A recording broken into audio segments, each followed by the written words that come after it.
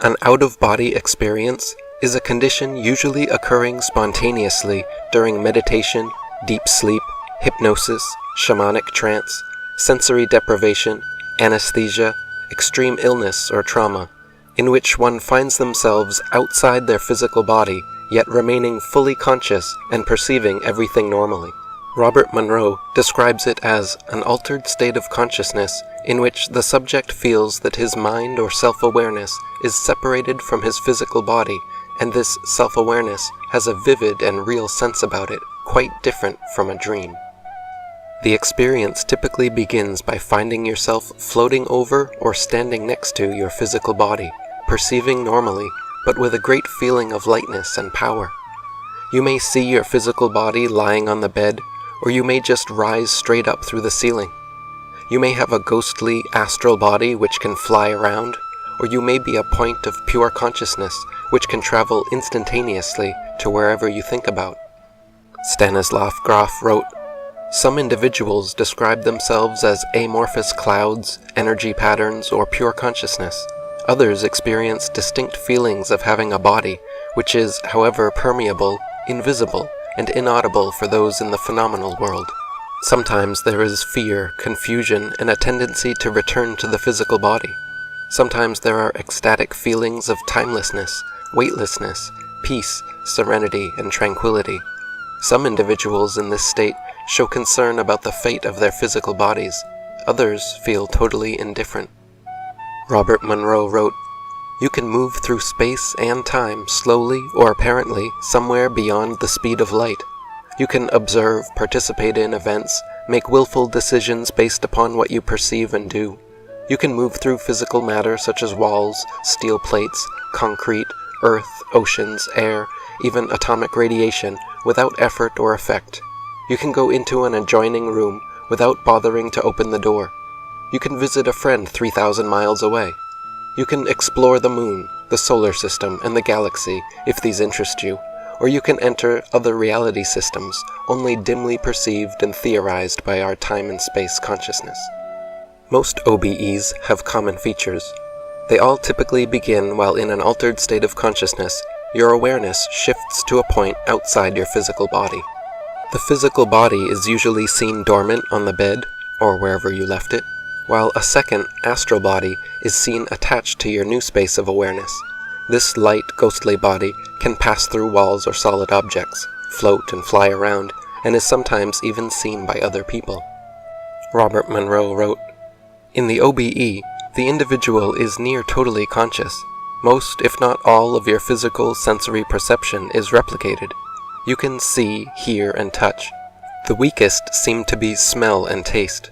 Your perspective is from a position outside your physical body, near or distant. In a near state, it is usually from a location impossible for you to be with your physical body, such as floating against the ceiling. In a far location, it could be in Paris, when you know you are in New York physically. You can observe events taking place, but you cannot change or significantly affect them. You can verify the authenticity of such events subsequently, if you so desire." OBEs have been reported throughout history by people of all ages and cultures. The soul body, or astral body, was known as the Ka to ancient Egyptians, the Siddhi to Indians, and the Bardo body to Tibetans. OBEs are the main subject matter described in detail in the Egyptian and Tibetan books of the dead.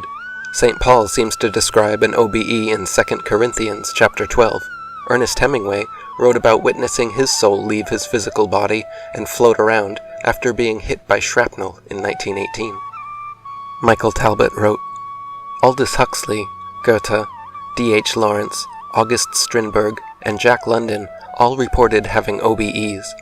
They were known to the Egyptians, the North American Indians, the Chinese, the Greek philosophers, the medieval alchemists, the Oceanic peoples, the Hindus, the Hebrews, and the Muslims.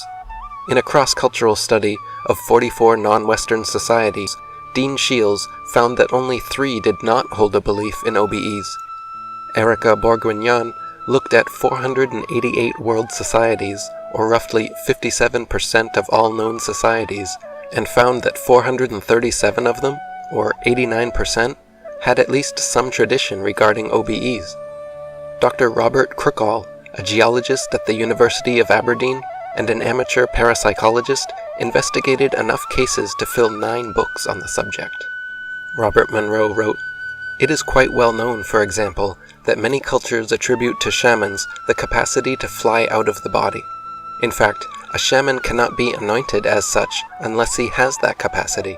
According to Eliade, such flights express intelligent understanding of secret things, metaphysical truths, symbolic meaning, transcendence, and freedom." Many surveys have also been conducted in recent years testing the prevalence of the OBE phenomenon. In 1954, Dr. Hornell Hart of Duke University surveyed 115 of his students and found that 27 of them had experienced an OBE at least once.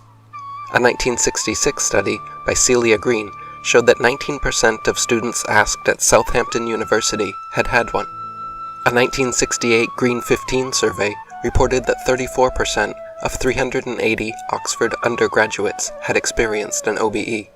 Palmer and Dennis's 1975 study randomly selected a group of 1,000 students and townspeople in a small Virginia town, resulting in 25% of the students and 14% of the townspeople answering affirmatively.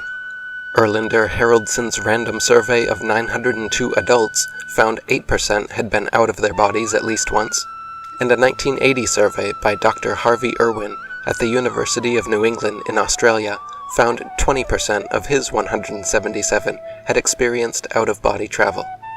All results pooled together, it seems an average of about 1 in 7 people experiences an OBE at least once during their lives.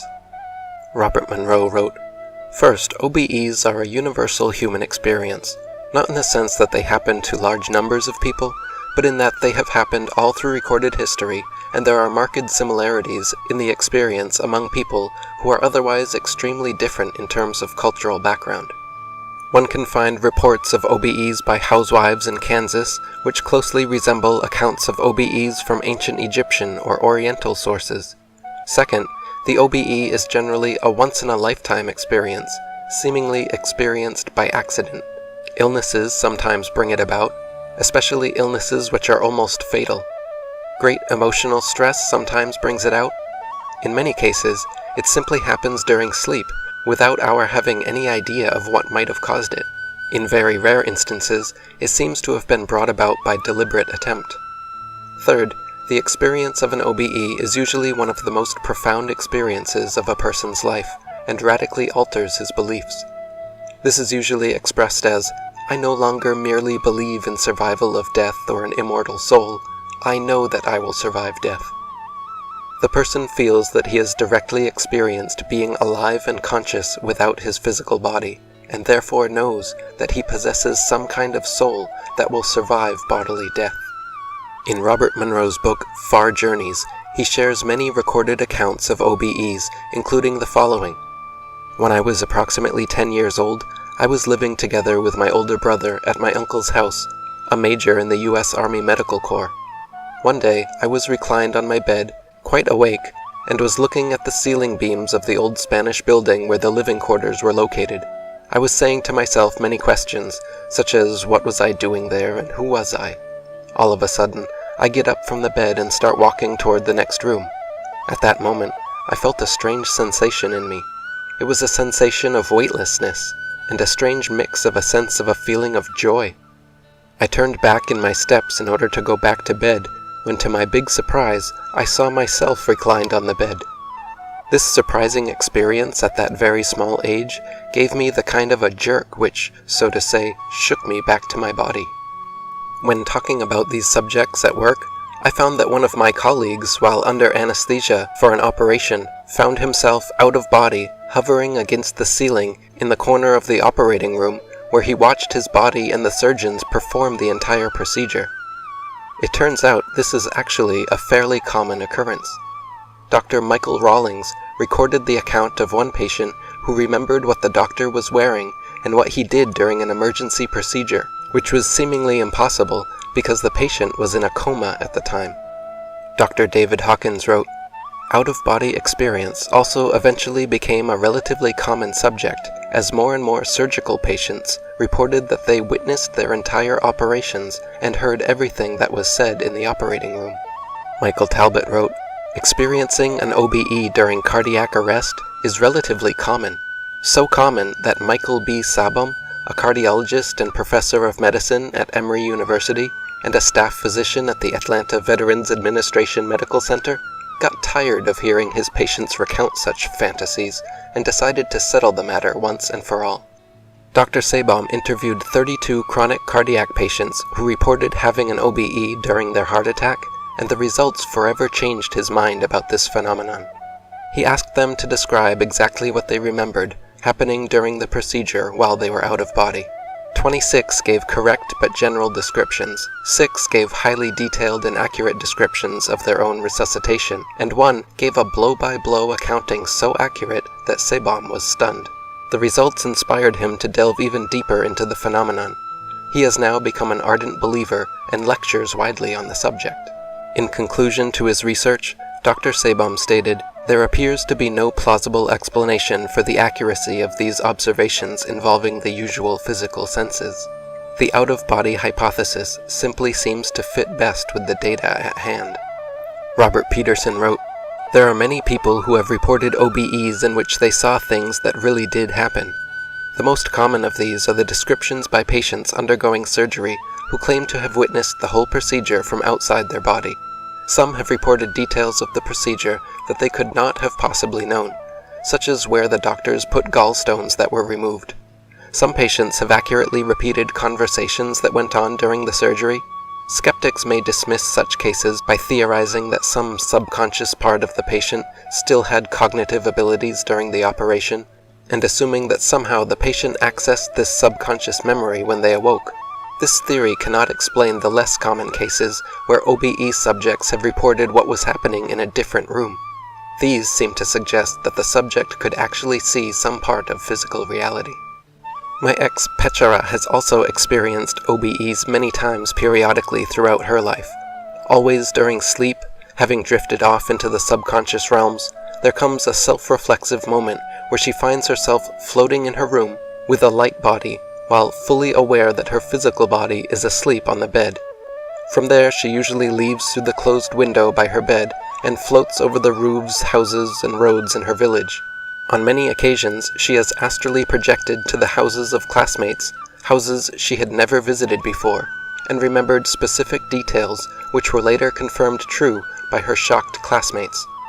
During one OBE, she found herself at her friend Tan's house and saw orange stairs, a street sign, a van parking lot on one side, and a small wooded area on the other, all subsequently confirmed true by Tan. Another time, she found herself apparently outside her friend Oil's new condo, face to face with a "Do Not Enter" sign on the door and a large swimming pool on the left, both later confirmed to be true. Not long after meeting me, she astrally traveled to my old house in America, where my parents still live, and accurately reported the outline, white color, gray tin roof, garage, shelving, and flower beds. Michael Talbot wrote, "I had a spontaneous OBE as a teenager, and after recovering from the shock of finding myself floating over my body and staring down at myself in bed, I had an indescribably exhilarating time flying through walls and soaring over the treetops. During the course of my bodiless journey, I even stumbled across a library book a neighbor had lost and was able to tell her where the book was located the next day." In Dr. Stanislav Grof's book, The Holotropic Mind, he shares the account of one Cuban woman who, during cardiac arrest in a Miami hospital, found herself out of body back at her old home in Cuba. She recovered from the heart attack, but came back to her body very agitated about what she had seen while astrally in Cuba. The people now living in her old home had moved everything around, changed furniture, and painted the fence a shade of green which she hated, all of which were subsequently verified and documented by her curious attending physician. In Michael Talbot's book, The Holographic Universe, he shares the story of Kimberly Clark, a Seattle hospital worker who never took OBEs seriously until an incident with a coronary patient named Maria. One day, Maria went into cardiac arrest and found herself hovering against the ceiling, watching the doctors and nurses tending to her body. She watched for a while and then found herself distracted by something over the emergency room driveway. As soon as she thought about this, she was instantly there, hovering outside the hospital. As soon as she thought herself there, she was there. Next, Maria thought her way up to a third floor of the building and found herself eyeball to shoelace with a tennis shoe. It was an old shoe, and she noticed that the little toe had worn a hole through the fabric. She also noticed several other details, such as the fact that the lace was stuck under the heel. After Maria finished her account, she begged Clark to please go to the ledge and see if there was a shoe there so that she could confirm whether her experience was real or not. Skeptical but intrigued, she went up to the third floor and found a room where she pressed her face against the glass and looked down and saw the tennis shoe. Still, from her vantage point, she could not tell if the little toe had worn a place in the shoe or if any of the other details Maria had described were correct. It wasn't until she retrieved the shoe that she confirmed Maria's various observations. The only way she would have had such a perspective was if she had been floating right outside and at very close range to the tennis shoe, states Clark, who has since become a believer in OBEs. It was very concrete evidence for me. Robert Monroe wrote, "In some instances of OBEs, the description of what was happening at a distant place is correct and more accurate than we would expect by coincidence. Not the majority by any means, but some. To explain these, we must postulate either that the hallucinatory experience of the OBE was combined with the operation of ESP, or that in some sense the person really was there. The OBE then becomes very real indeed. The fact that most of our knowledge about OBEs comes from reports of once-in-a-lifetime experiences puts us at two serious disadvantages. The first of these is that most people cannot produce an OBE at will, so this precludes the possibility of studying them under precise laboratory conditions. The second disadvantage is that when a person is suddenly thrust for a brief period of time into a very novel environment, he may not be a very good observer. OBEs are generally sporadic or once-in-a-lifetime phenomena, so scientifically verifying their authenticity is an elusive task. However, with the help of many skilled astral projectors, OBEs have indeed been scientifically documented in the lab. For instance, in one experiment, parapsychologist Charles Tart wrote a 5-digit number on a pad of paper, then kept it in a locked room. In another room, an experienced astral traveler laid down, shifted consciousness to her astral body, floated through the wall, and accurately reported the number. In another series of experiments, psychologists Janet Lee Mitchell and Carlos Osis set up a special room for OBE trials at the American Society for Psychical Research in New York. They placed certain images, objects, and colored geometric patterns in various places around the room, locked it, and then had skilled astral projectors from many places across the country project in and record what they saw. Many of the participants were able to correctly identify everything in the room. In another series of experiments, Dr. Robert Morris, Director of Research at the Psychical Research Foundation in North Carolina, used pets to detect the astral presence of their owners. For example, during one experiment, a kitten belonging to seasoned astral traveler Keith Harari would always stop meowing and start purring whenever Keith astrally projected into the room. Michael Talbot wrote, "Some people have mastered the ability well enough to leave their body at will. One of the most famous of these individuals is a former radio and television executive named Robert Monroe. Monroe began keeping a written journal of his experiences, carefully documenting everything he learned about the out-of-body state. He discovered he could pass through solid objects and travel great distances in the twinkling of an eye, simply by thinking himself there. He found that other people were seldom aware of his presence, although the friends whom he traveled to see while in this second state quickly became believers when he accurately described their dress and activity at the time of his out-of-body visit. He also discovered that he was not alone in his pursuit and occasionally bumped into other disembodied travelers." Robert Bruce wrote, "As an example of a real-time projection experience, I think of my nephew Matt's 2-week visit back in 1991. During this time, apart from many other activities, I coached Matt on projection. A few days before he was due to leave, while meditating late at night, I clearly saw Matt's projected real-time double float through the wall and come into the room I was sitting in. He waved cheerfully at me, and I slowly waved back at him, without breaking my entranced state, no mean feat in itself, immensely pleased that Matt had finally managed to get out of his body. Matt floated about the room, seemingly having some difficulty with movement and directional control, but apparently thoroughly enjoying himself. He soon floated out of my sight, and that was the last I saw of him that night. The next morning, Matt was very excited about his first conscious exit projection. He vividly remembered using my technique and feeling heavy vibrations, then leaving his body, moving through the wall and seeing me and us waving at each other. I have also personally experienced a mild OBE. Once while meditating during a magic mushroom trip, my center of awareness shot up to about 5 feet above my head. I could see and hear normally, but the vantage point was no longer from my physical eyes and ears. It was from a point well above them, making me feel like a sitting giant. It only lasted for a few moments, but that experience of clearly seeing and hearing from a point far above my physical ears and eyes was enough to shatter my already waning materialist worldview. Michael Talbot wrote, "Considered as a whole, the evidence seems unequivocal. Although we are taught that we think with our brains, this is not always true. Under the right circumstances, our consciousness, the thinking, perceiving part of us, can detach from the physical body and exist just about anywhere it wants to. Our current scientific understanding cannot account for this phenomenon, but it becomes much more tractable in terms of the holographic idea. Remember that in a holographic universe, location itself is an illusion.